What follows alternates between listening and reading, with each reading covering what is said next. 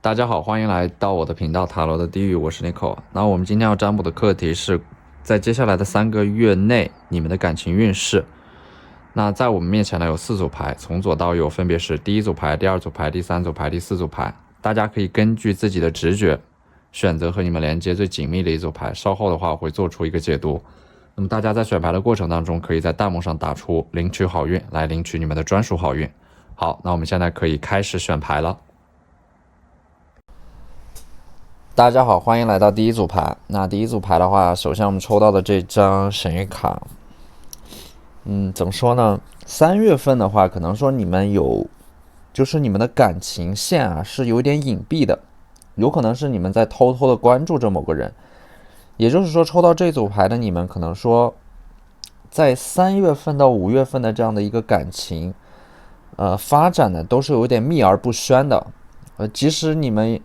就是处在一段感情关系当中，你们可能也不会去第一时间让身边的人知道，就是你们可能想要等这段感情稳定下来之后，然后再公布。或者说，抽到这张牌的话，说明你们已经有心上人了，只不过你们还没有进一步的行动，有一点在暗中观察的感觉。所以说，这张牌的话，对应的是在3月份啊，你们对待感情是很慎重的、很谨慎的。甚至可能说这张牌有一点地下恋情的感觉，对，两个人就算是谈恋爱，他也是一开始会比较低调的。那么这个星币侍卫的话，会有一个人，就是说在3月份给你们，就是他可能会通过某种名义来接近你们，比如说向你们请教问题啊，或者说在工作上面，或者说学业上面，他有一些事情，会和你们有这样的一个接触啊，他通过这个机会来接近你。那么给我的感觉就是在接下来的3个月，这个人，这个星币侍卫可能说会和你们的生活有一些交集，而且呢，就是说他的这样的一个和你们的接触呢是有一些私心的，就是你们这种交流啊，或者说互动呢是会有一些暧昧的，这种关系有一点模糊不清。那么这个宝剑十的话，其实我觉得，它要分类讨论啊。如果说对于单身的朋友来讲，就是你们现在整个人的话，就是有一点封心锁爱啊，就是闭关啊，不谈恋爱，然后智者不入爱河这种感觉啊。所以说，对于单身的朋友，我觉得可能说你们在3月份就是谁也不想靠近啊，或者说你们就是在自己的世界当中会把自己封闭起来，或者说宅在家里。那么这个宝剑十如果对应的是已经在一段感情当中的朋友来说，那么宝剑十就对应的是你和另一个人，你们两个人可能就是这种关系会有一个降温啊，或者说可能会有一个冷战，就是这个关系可能就是如果说他在降温啊，或者说你们两个人的这种沟通不及时的话，有可能会断掉，就是彼此的话两个人陷入了沉默当中。那么这个命运之轮呢，它其实是一种，就是更多的还是3月份，我觉得你们还是在不断的重复和循环某种生活，而且这个命运之轮上面的2个守护灵呢，其实对应的是在接下来啊，因为命运之轮的转动，就是你们会转运啊，有不同的守护灵来守护你们。这个命运之轮呢，转运的话，就是要么是事业，要么是感情，总有一个会在就是接下来的3个月有一个突破。而且命运之轮的这种轮回和循环，也是说你们在和某个人的关系，可能说有一点反反复复、来来回回的这种感觉。那么抽到的，我们看一下，就是说，4月份啊，它是一个怎样的状态？这张神谕卡呢，就是有一点这山望着那山高啊，就是说4月份你们有一个更大的目标要去实现，就是有一个更高处在等着你们啊，你们要努力的去到那个地方，因为你们隐约感觉到那个更高处啊，它会有人在等着你们啊。当然，这个牌的话是对于单身的朋友来说，就是4月份的话，我觉得可能你们会投身于某件事情当中，对，然后呢，去努力的去到更高处，达到一个更大的目标。如果说对于已经处在一段感情当中的朋友，那这张牌我觉得它更像是你们和某个人有一点隔空相望的感觉，就两个人在不同的地方没有办法经常见面，可能是这种网恋啊，或者说你们之间有这种现实因素的阻碍，或者说你们两个人就是因为这种阻碍呢，会让彼此不在同一个频率和节奏上。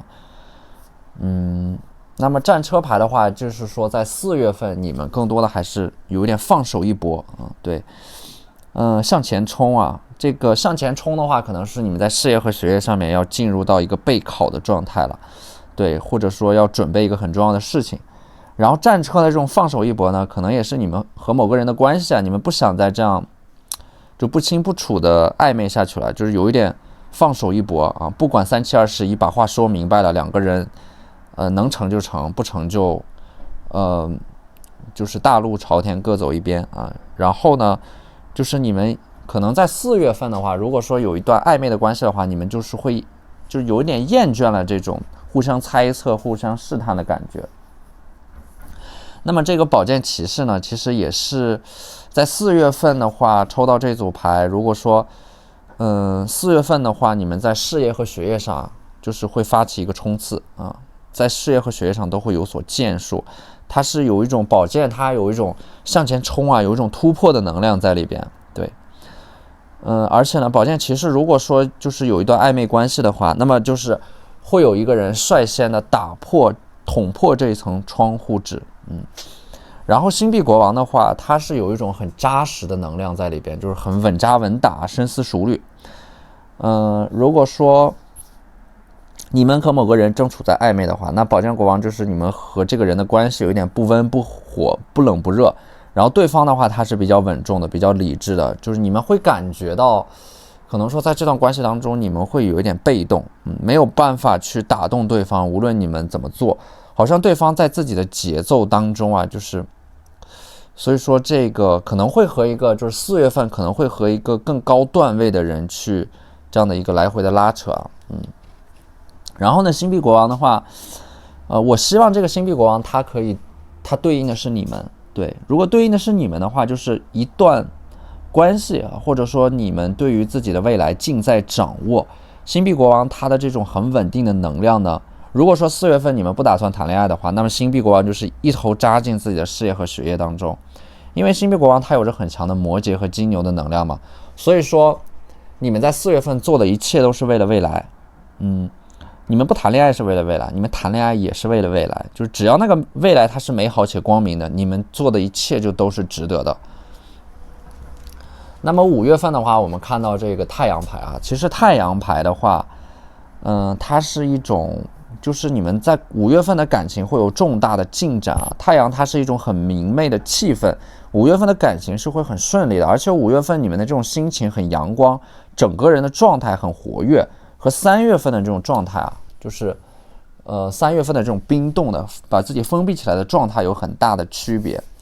所以5月份的话，你们状态很活跃，那么自然你们的感情运势啊，或者说感情发展都是比较旺的，整个人是充满了生命的活力和能量的。所以5月份的话，如果说就是处在单身的朋友们，你们是最有可能恋爱的一个阶段，也是你们感情发展最顺利的一个阶段。那么吊人牌的话，就是两个人他原本处在不同的世界当中，在5月份可能会相遇，你们之前和某个人的这种距离啊会拉近啊，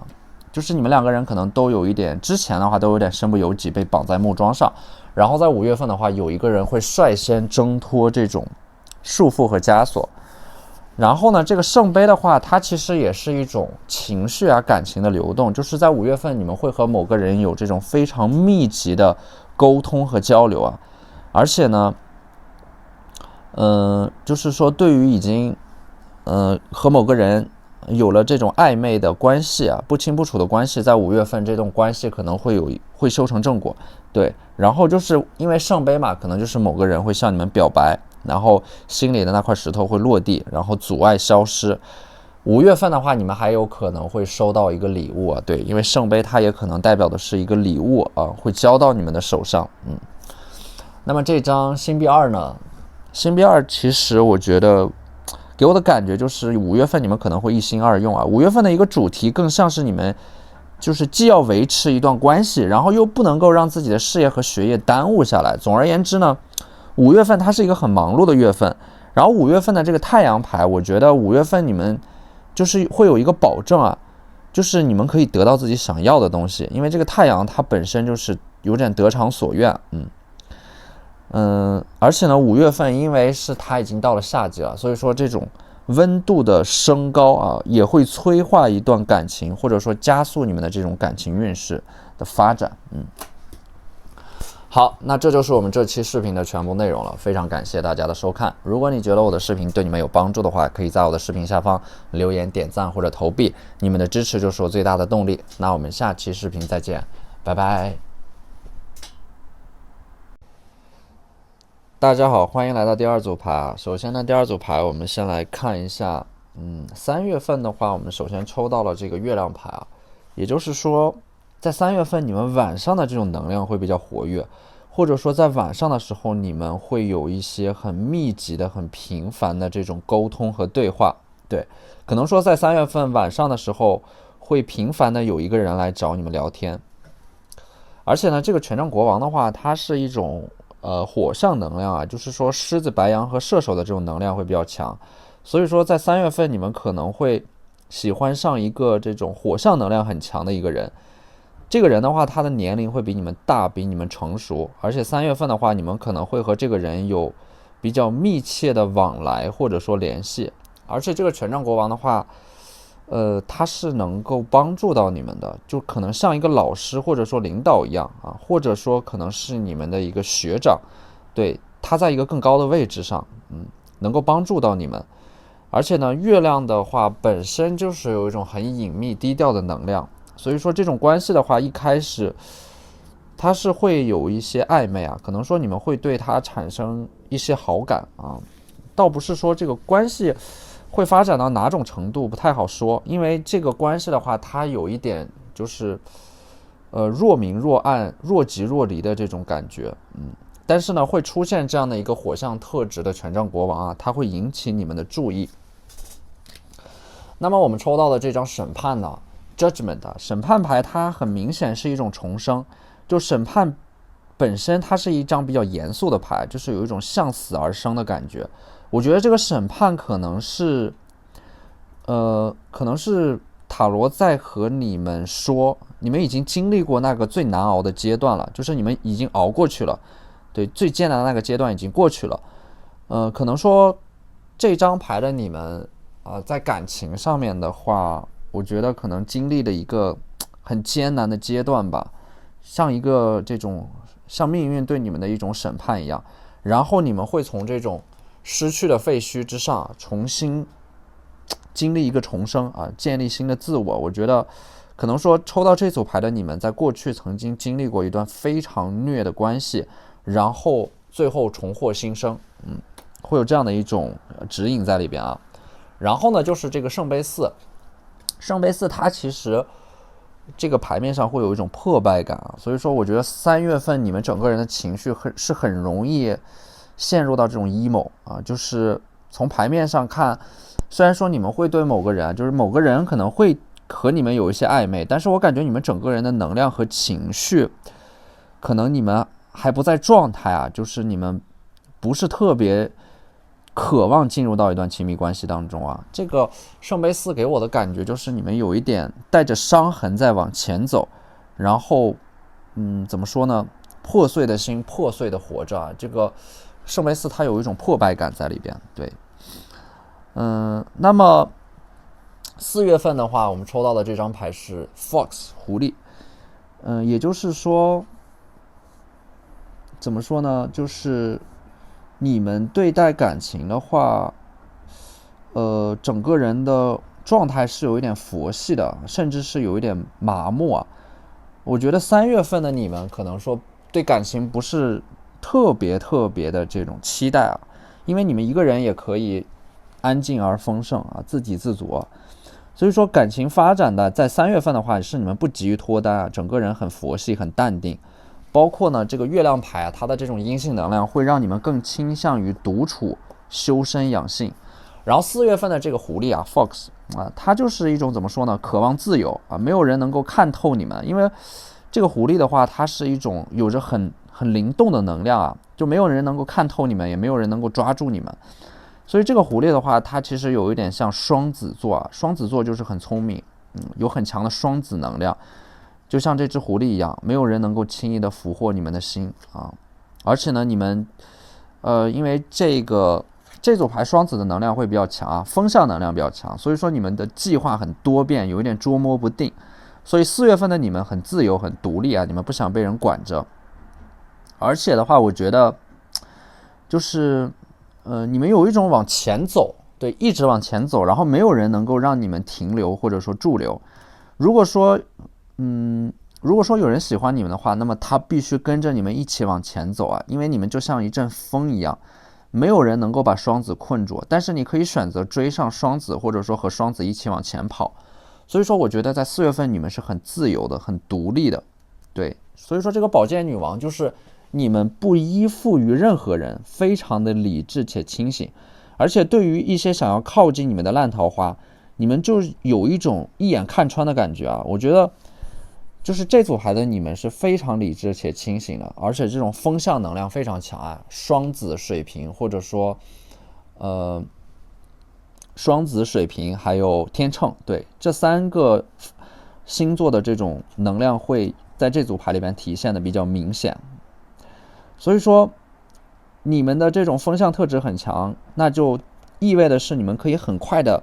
投入到一段关系啊。但是如果要你们真正去爱一个人的话，那么需要漫长的等待。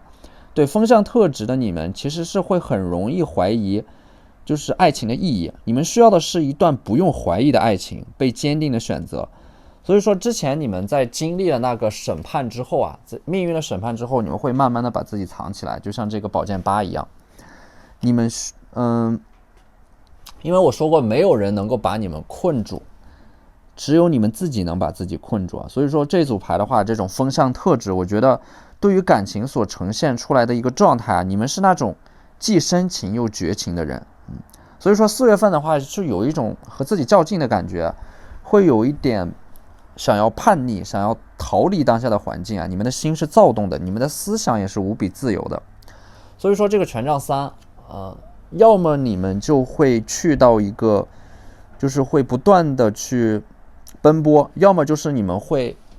等着某个人的到来啊，有一种怎么说呢？这个权杖3它是有一种独自等待的感觉，也就是说这组牌的你们很明确啊，很明显就是不是单身选择了你们，而是你们选择了单身。5月份的话，我们可以把它看作是怎么说呢？5月份的这种能量是很躁动的，因为这一张牌你可以看到会有很多的桃花出现。对，你们可以怎么说呢？就是女祭司的话，她本身就有一种高高在上的感觉，所以说5月份会出现很多人来追逐你们。而且呢，女祭司本身她的这种女王的特质的话，就是靠近你们的人真不真诚，你们一眼就能够识破。但是女祭司的话，其实你们会很容易活在自己的精神世界里边，就是你们在没有意识的情况下会把自己封闭起来。所以说女祭司如果说真的要你们去喜欢一个人的话，你们甚至会有一点害怕这种喜欢，因为你们已经习惯了在自己的世界当中了。对，而且呢，靠近一个人是需要冒着一定的风险的。那么你们本身的话，其实怎么说呢，有一点自我封闭吧，或者说你们会很担心失望，所以说避免开始一段关系。所以女祭司的这种能量还是比较保守的，对。然后5月份的话，我觉得就是对于感情来说是会出现一些波澜的。这个波澜的话，来自于圣杯7，就是有一个人可能会让你们心神不定，或者说你们在睡梦当中啊，会频繁的梦到某一个人，而且这个人的话，可能是来自于某个求而不得的人。你可以看到，这就是你们在梦里边啊，有一个人一直在等着你们，而且呢，他会就是有一个人一直在雨中等你们的这种感觉。5月份可能真的会有这样的一个人，他千里迢迢的从一个很远的地方找过来，就是跑来找你们啊。尤其是单身的朋友，我觉得你们可能之前被感情所伤到啊，就是你们对于感情的这种预期是很低的，无论是这个宝剑8、圣杯4，还有这个女祭司，它都给我一种就是有一点封心所爱吧，或者说对于感情的预期有一点低，就是有一点没信心啊。所以说这3个月的话，更像是你们处在一个感情的整理期啊。就是即使会有一些人啊，包括这个权杖国王，还有就是圣杯8，有一些人能够引起你们的注意，但是呢，我觉得需要就是漫长的这种时间和相处之后，你们才能够去鼓起勇气去再开始一段关系啊。我觉得你们是其实就是包括这张审判牌，你们过去的回忆是有一点沉重的，对，有很强的自我保护机制，而且呢，你们会把自己保护起来，就是你们不会再去追逐那些没有结果的爱了，你们的爱永远在未来，而不是在当下。所以我觉得你们可能最终会从这样的一个状态当中走出来啊，因为时间从来都不语，但是它最终会给到你们一个答案。就当你们在某个时刻不再纠结那些没有答案的问题的时候啊，你们内心当中的这种理性会烧死一切的幼稚和任性，然后在那片失去的废墟之上，你们会慢慢的重新生发出某种感情啊。我觉得它是一个过程的，它是需要一个过程的，就是你们在看清了爱情的本质之后，在未来的某一天啊，对，在失去的废墟之上，我相信你们依然是会生发出这种情绪，就是你们依然会选择相信爱情，依然会拥抱它，依然会期待它，甚至是会主动的追逐它。因为你们要相信啊，美好的灵魂最终都会相遇啊，你们过去所追逐的未来必然会寻你们而来。好，那这就是我们这期视频的全部内容了，非常感谢大家的收看。如果你觉得我的视频对你们有帮助的话，可以在我的视频下方留言、点赞或者投币，你们的支持就是我最大的动力。那我们下期视频再见，拜拜。大家好，欢迎来到第3组牌。那第3组牌的话，首先是这个宗教的十字架啊，这张牌给我的感觉就是你们在3月份可能会祈祷，这个祈祷是关于你们内心当中的一个想法啊，或者说心愿，关于感情方面的一个想法，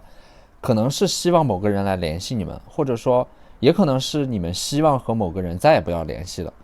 或者说你们会祈祷你们生命当中会尽快的出现一个新的人，能够帮助你们完成当下的这样的一个过渡吧，就是出现新的人，他能够让你们告别过去。那么这张宝剑3呢，它其实就很像是你们把自己困在了一个地方，在你们感觉到有心无力的时候，你们才会祈祷，就是你们可能带着过去的一些很沉重的回忆。我觉得3月份你们会有一点点想要把自己封闭起来，或者说待在自己的舒适圈里边。你们总是会回到那些痛苦感伤的回忆边缘啊，去轻轻的触碰它，然后又把自己的手缩回来，用最快的速度逃离。所以我觉得3月份的话，可能会有一些事情让你们再一次的触景生情。那么第2张牌呢是圣杯2。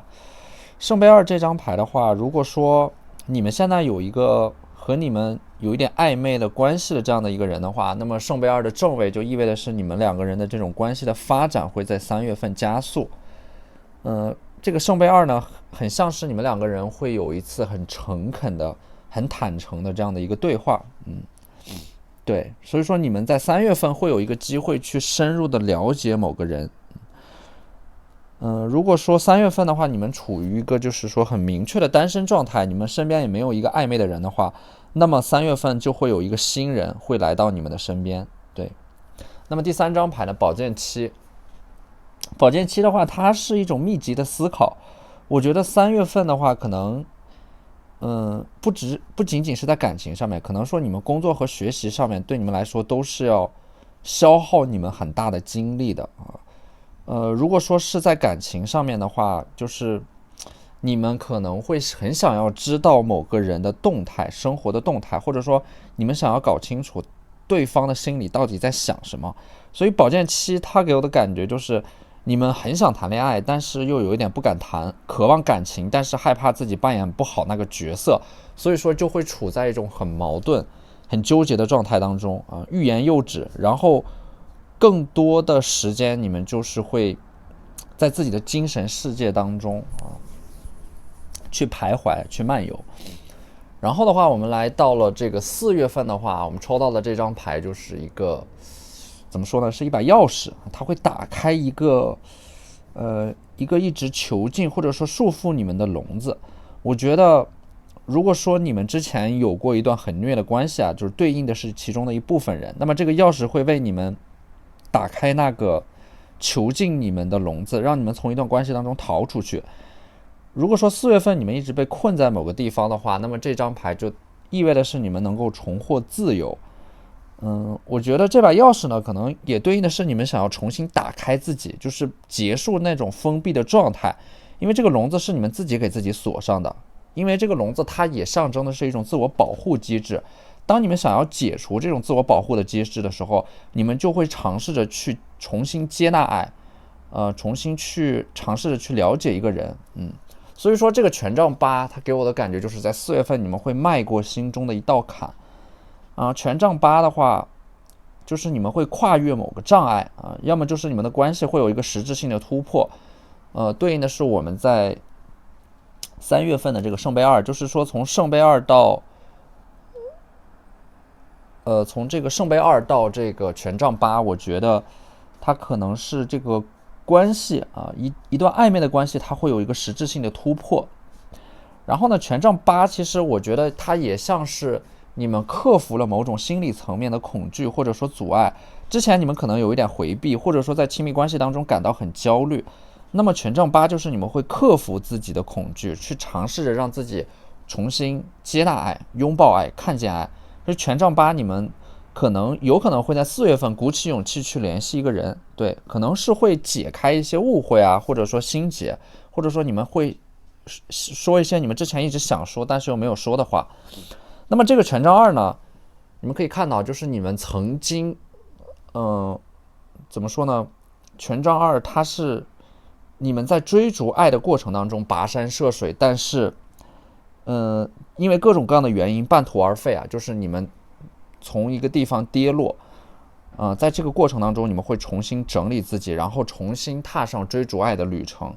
所以权杖2它有一种重生的信号，就是你们过去曾经失败，但是你们过去的失败并不是来定义你们的，而是来指引你们的，就是你们会在哪里跌倒就会在哪里爬起来，然后重新去踏上这样的一个旅程所以说这个权杖2它有一种很强烈的重生的信号，就是你们过去曾经失败，但是过去的失败呢，它反而能够就是有一种越挫越勇的感觉那宝剑国王的话，它是一个就是会有一个很怎么说呢，有一个风象特质的人就是双子和水瓶的能量会很强，它会出现在你们的生活当中，可能说它一直都在你们的生活当中，只不过你们会在4月份更就是注意到这个人，他是一个很低调的很内敛的很安静的一个人，就是你们一开始可能是互不打扰的，但是呢又有一种默契，你们两个人可能都知道彼此的存在但是你们可能不会有那么多的这样的一个聊天和沟通，各自存在在彼此的朋友圈当中，然后时常点赞，但是你们能够隐约感觉到就是这个人他和你们在心灵层面上是契合的，你们有很多的共同的爱好，或者说你们的审美会惊人的一致，就是神交已久但是没有非常正式的去接触彼此。那么因为4月份你们会从那种封闭的状态当中走出来，所以说4月份你们可能说会给自己放一个假吧，或者说突破心理层面的某种恐惧而且呢你们会重新注意到一个人这个人有着很强的这种水瓶和双子的能量。那么5月份的话，我们抽到的是一个卡巴拉生命之树它象征的是一种稳定向下扎根，对，所以说5月份我觉得你们可能会收获一段能够让你们重新获得安全感的关系，或者说这种安全感是你们自己给自己的。然后呢，我们这个 temperance 啊，克制和节制，就是抽到这组牌，你们在感情当中一开始会有一些用力过猛吧，就是这张牌就是在提醒你们要节制自己的情绪，不要把所有的精力和时间都放在感情或者说关注一个人上面。而且呢 temperance 它其实会有一种就是在感情里边你们会很容易钻牛角尖啊，就是在一段感情里边一直走不出来的这种感觉。所以说 temperance 你们要注意自身的能量调节，不要把重心都放在一段关系上面，还有很多的美好值得你们去尝试和体验。然后呢，这张 Ace of Pentacles 啊，星币一呢，就是说抽到这组牌可能对应的是一部分人，你们的生日会在5月份，所以说在5月份你们会收到某个人给你们寄来的一个礼物，或者说某个人给你们发来的红包，它有着很强的这种祝福的意味在里边。然后呢，可能因为这样的一个礼物呢，你们会自然而然建立一个沟通。然后呢，权杖10这张牌，它就像是一种有点负重前行的感觉吧，就是你们的生活当中啊，感情它就像是一个调味剂，然后你们的生活有着更重要的目的和意义，然后你们在为了那个目标默默的努力啊，在负重前行的这种感觉。然后这个权杖10就是你们在咬着牙坚持，就是在慢慢熬，但是你们不会停下来，一直在往前走。所以5月份的话，你们整个5月会安排的很满，你们在赶时间或者说赶路，所以5月份整体它会过得很快，一眨眼就会过去。然后你们在5月份会完成很多的事情，而且呢，这张卡巴拉生命之树呢，它其实就象征的是在5月份，会是一个向下扎根，然后向上开花结果的这样的一个阶段，对。所以说我觉得这3个月的你们的感情运势的变化呢，从祈祷，然后到解脱，然后再到向下扎根，对，我觉得它是一个就是你们的这种感情的观念会有一个很明显的变化。对，因为你们一开始的这种祈祷其实对应的是你们希望有一种外部的力量能够把你们拯救出来，但是慢慢的话，随着这个时间的推移啊，你们会自己向下扎根，对。然后我觉得这种状态一定是你们对于自己的信心越来越足了。其实这个生命之树呢，它更像是你们对自己的一种自我认同，有着很强烈的这种精神这种内核，而且呢，就是这棵树它一定是不仅仅是拥有自我认同，向下扎根的过程，它还会拥有你们就是赖以谋生的某种基础，或者说独立的这样的一个经济基础，这棵树它才能够茁壮成长。所以说在这个基础之上，你们才能够拥有一段稳定的亲密关系啊。就像站在树上的鸟，那就像一只站在树上的鸟啊，它从来不害怕树枝突然折断，因为它相信的不是树枝，而是自己的翅膀。所以我觉得这张牌它给你们的一个很重要的指引，就是在感情的这个课题上面，你们必须先努力让自己变得优秀，然后才能够大方拥有。你们之前在感情的这个课题上面可能会患得患失、瞻前顾后，是因为你们自身还没有一个强大的精神内核和一个非常独立的自我，无论是物质上还是精神上。那么这棵树就告诉你们要向下扎根，在沉淀和积累的过程当中，当你们拥有了一个强大的精神和物质基础之后，那亲密关系它就会变成这棵树上面所自然而然结出的果实。它一切都是一个非常自然的流畅的过程。好，那这就是我们这期视频的全部内容了，非常感谢大家的收看。如果你觉得我的视频对你们有帮助的话，可以在我的视频下方留言、点赞或者投币，你们的支持就是我最大的动力。那我们下期视频再见，拜拜。大家好，欢迎来到第4组牌。那关于接下来你们3个月的这个感情运势的发展的话，首先我们抽到的这张牌37号啊，它是一个时间的齿轮，就是说在3月份你们整个人的生活会安排的非常的紧凑，可能说会马不停蹄的赶工或者说你们3月份有很多的计划要去执行。每一个齿轮都在严丝合缝的精密的运转。我觉得可能会涉及到你们现在做的工作或者说学习啊，它不能有丝毫的差池，失之毫厘，差之千里的这种感觉。而且呢，3月份的你们之所以会比较焦虑啊，是因为有一个人在背后一直推着你们往前走，就是可能有一个人一直在催促你们。3月份你们会为了完成某个任务，交接某个很重要的项目啊，在不断的工作赶工。所以说3月份的话，我觉得就是你们整个人是有一点机械化的，就是在为了完成任务去做一些事情。所以说抽到这组牌的你们，可能说有一部分人啊，他会对应包括你们的这种感情，也是像完成任务一样，去被安排着去见一些人，见一些桃花。那有一些桃花是你们不得不见的。那么这个星币骑士呢，它就是你们在3月份啊，就是会有一个土象特质的桃花出现。这种摩羯和金牛的能量比较强，而且呢，这个土象特质的桃花，它可能是会在物质上给到你们一些帮助和支持啊。可以这么说吧，就是说金牛和摩羯的能量的话，一般来说，他们会就是在物质上会比较富有，所以说这个人的话，可能是在你们身边的人，或者说你们父母的撮合下认识的。对应的是抽到这一组牌的一部分人啊，可能说这个教皇在你们身后催促的人，可能就是你们的父母啊，就是他们会很，他们可能比你还要着急，对，那么你们认识的这个场合呢，它是一个圣杯10啊，就是你们会在一个聚会上面，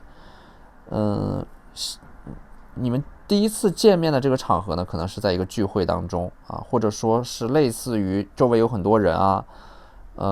可能会是一个婚宴啊，或者说你们在一个这种餐厅啊，类似于这样的一个地方，就是大家推杯换盏。而且呢，这个星币骑士的话，他可能会相对来说会比较主动一些，他会主动的向你们示好。但是呢，我觉得抽到这组牌的你们呢，其实你们的身边不缺桃花，但是你们的要求和标准会比较高，所以说你们其实是在不断的筛选。那么这个星币骑士呢，从牌面上来看，你们在接下来的3个月啊，就是主线感情并不是关于这个星币骑士的，因为你们在4月份会认识到一个很重要的人，所以说这个星币骑士，它可以说是一个会短暂出现在你们生活当中，然后又和你们擦肩而过的这样的一个人。那么在4月份的话，这个4月份是一个重点，就是因为我们抽到了这个26号牌，它是一本书一样的这样的一个指引啊，就是说你们在4月份可能认识到的这个新的桃花，它可能会在一个图书馆，或者说你们在4月份所结识到的这个桃花呢，它就像一本书一样，你在了解它的过程当中，可能第一眼没有给你很惊艳的印象，但是随着你们慢慢的接触和彼此了解，你们会越来越沉浸其中的这样的一种感觉。所以说4月份你们可能会遇到一个在灵魂上和你们很契合的人，就是这个圣杯骑士。而且呢，这本书的话，我觉得可能你们有一些爱好是相似的。抽到这组牌的你们，可能有一部分人啊，他会非常喜欢阅读、写作，或者说记录自己。你们的这种爱好会让你们在一些特殊的场合认识到这个圣杯骑士。对，你们两个人可能相对来说都是那种比较喜欢安静的、比较内敛的性格特质。而且呢，这张死亡牌还有这个 judgment 的审判牌，它其实都是你们，它都意味的是你们在4月份会经历到一个感情运势上的很重要的转折点。而且呢，这个圣杯骑士，它是一个很典型的水象特质的人格啊，所以说对方的这个星座呢，巨蟹、天蝎或者说双鱼的能量会很强。这种水象特质的人格呢，其实他的内心是很细腻、很丰富的。但是呢，可能这个圣杯骑士他比较特别的一点就是他们不太善于表达你们两个人的精神层面是匹配的，但是呢，就是你们两个人在交流的过程当中啊，就像一个迷宫一样，一开始会彼此试探，而且呢，可能说会被卡在一个地方，就是这个迷宫的话，就是你们两个人需要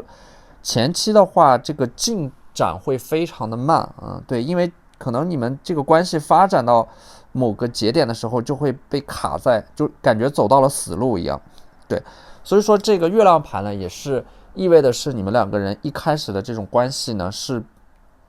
彼此互相试探，暗中观察、暗中试探的这样的一种感觉，